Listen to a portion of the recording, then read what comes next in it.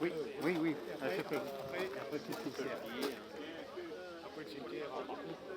Le cimetière il est après, le cimetière. Allez.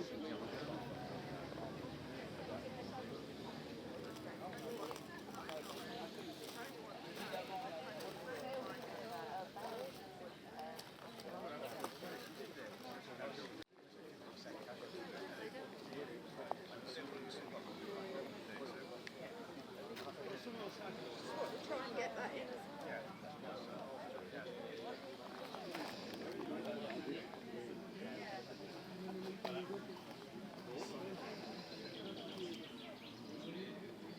Bienvenue à toutes et à tous à cette cérémonie pour honorer nos libérateurs britanniques.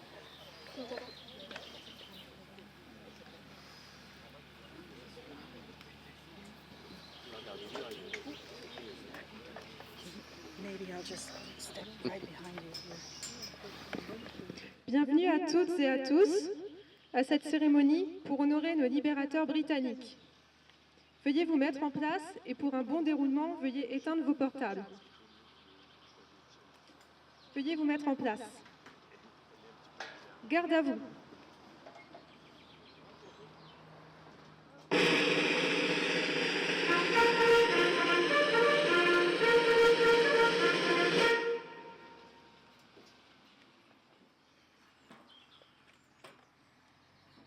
Hymne britannique.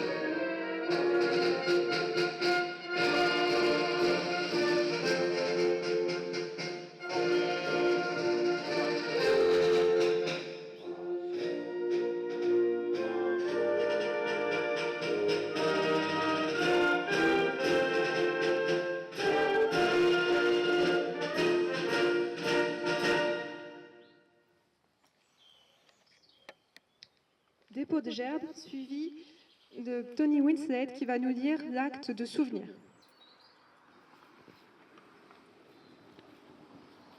First the wreath.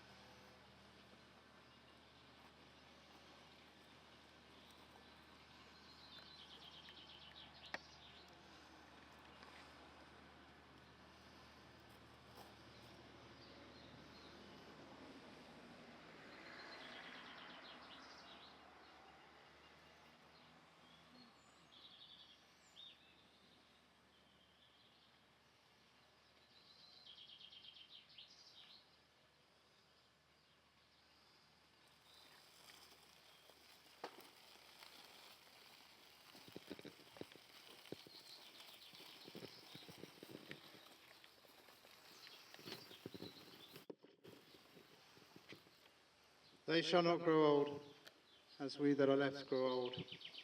Age shall not weary them, nor the years condemn. At the going down of the sun, and in the morning, we will remember them. Ils ne vont pas vieillir comme nous qui avons peu vieillir. L'âge ne les fatiguera pas, ni les années ne les condamneront pas. Au coucher du soleil et au l'aube du jour, nous nous souviendrons d'eux.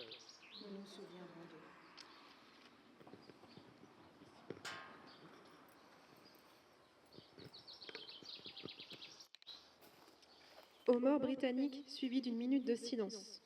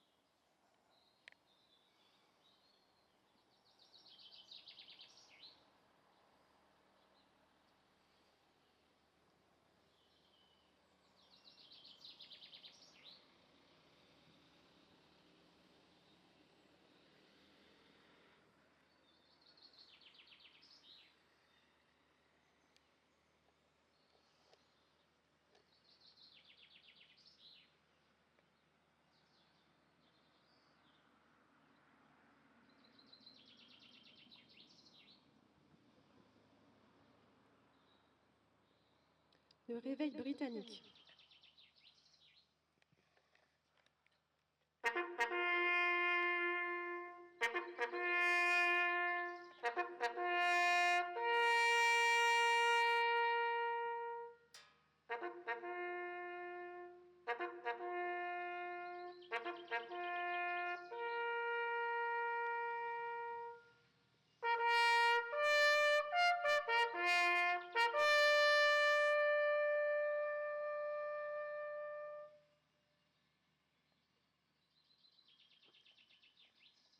Ouvrez le banc.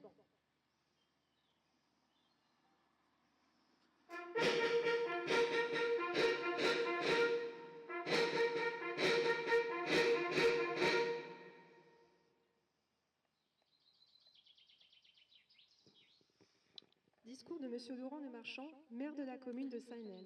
Speech of Mr. Laurent de Marchand, Mayor of Sainel.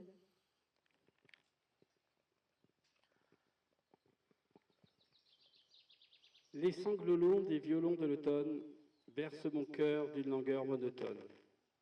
Il y a 80 ans, ces strophes d'une chanson de Charles Trenet, inspirée d'un poème de Verlaine, furent prononcées par Radio Londres pour informer la résistance française du début de l'offensive, et qu'il fallait, entre autres, saboter les voies ferrées pour les rendre inutilisables par les Allemands.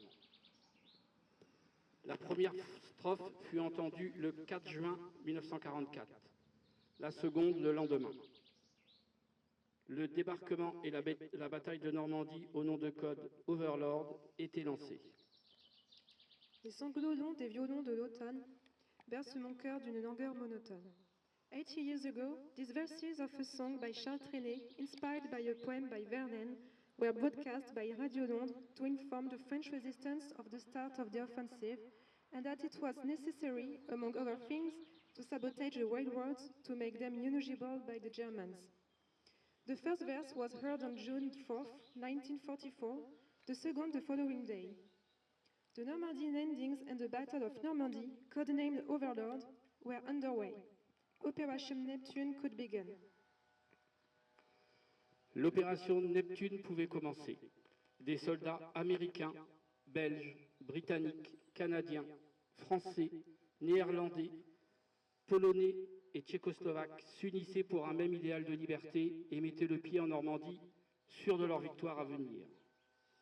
156 177 hommes ont débarqué, dont 102 000 hommes par mer sur Utah Beach, Omaha Beach et Juno Beach, 54 000 Britanniques sur Gold Beach et Sword Beach et 177 Français commandés par le capitaine de corvette Philippe Kiefer sur Sword Beach. 23 000 parachutes par air sur Utah Beach.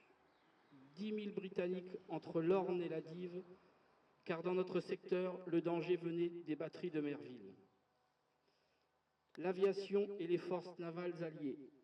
11 500 appareils survolent les plages normandes et déversent 11 912 000 tonnes de bombes sur les défenses allemandes. L'opération Neptune engagera également 6 939 navires. Soldiers coming from America, Belgium, United Kingdom, Canada, France, Poland, and Czechoslovakia landed in Normandy and joined forces for a common dream of freedom.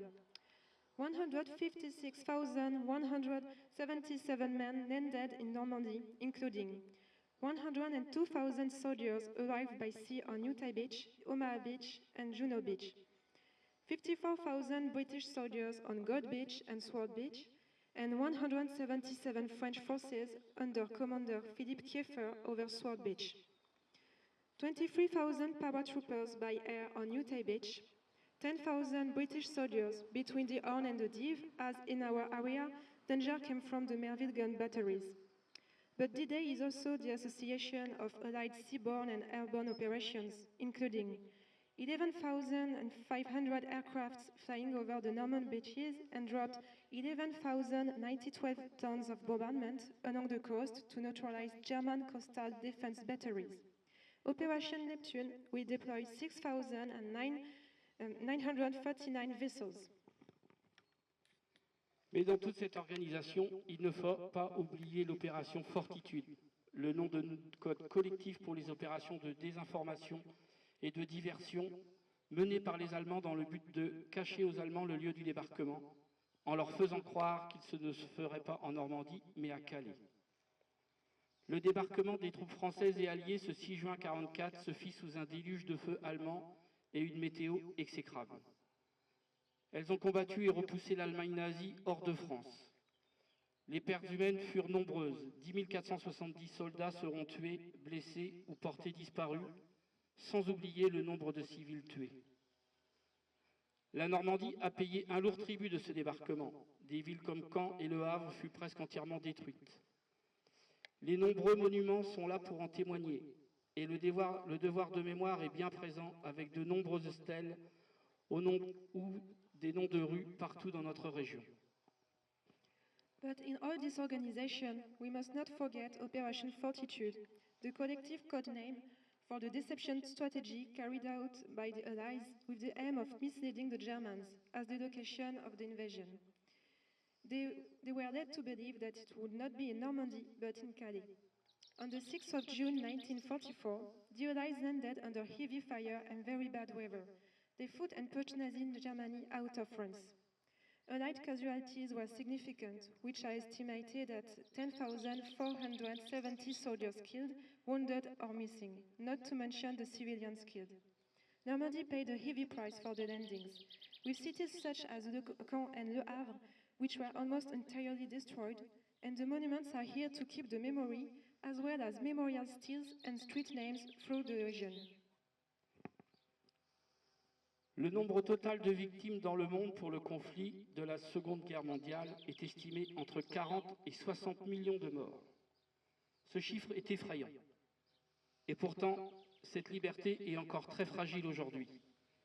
Les guerres dans la bande de Gaza et en Ukraine durent depuis trop longtemps. Espérons qu'elles s'arrêtent enfin un jour. The total number of victims worldwide in the Second World War is estimated at between 40 and 60 million. This is a frightening number, and yet freedom is still very fragile today. The wars in Gaza and Ukraine last for too long. Let's hope it will finally come to an end one day. Nous ne remercierons jamais assez tous les participants de ce jour mémorable appelé D-Day. Et nous avons la chance d'avoir ici aujourd'hui M. Denis Donovan, vétéran du 48e Commando, qui a eu 100 ans très récemment. En remerciement, nous vous offrons cette terre de Salnelles, la terre de France que vous avez libérée.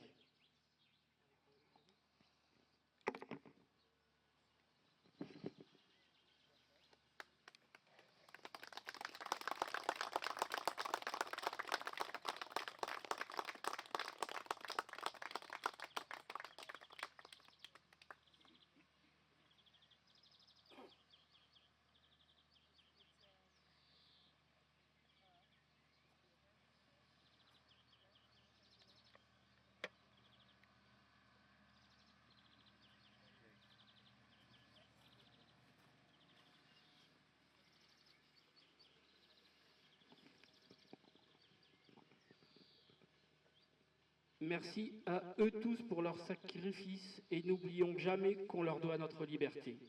Thank you and let's never forget.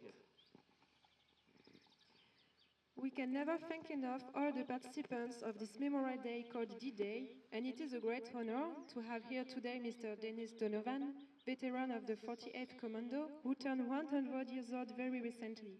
In gratitude, we offer you this earth of Salnelles, the place of France that you liberated. Thank you to all of them for their sacrifice, and let's never forget that we owe them our freedom.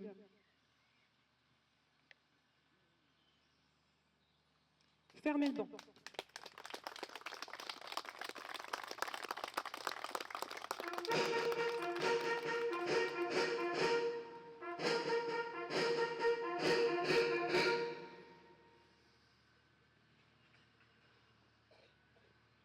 La cérémonie étant terminée, Monsieur le maire salue des porte-drapeaux.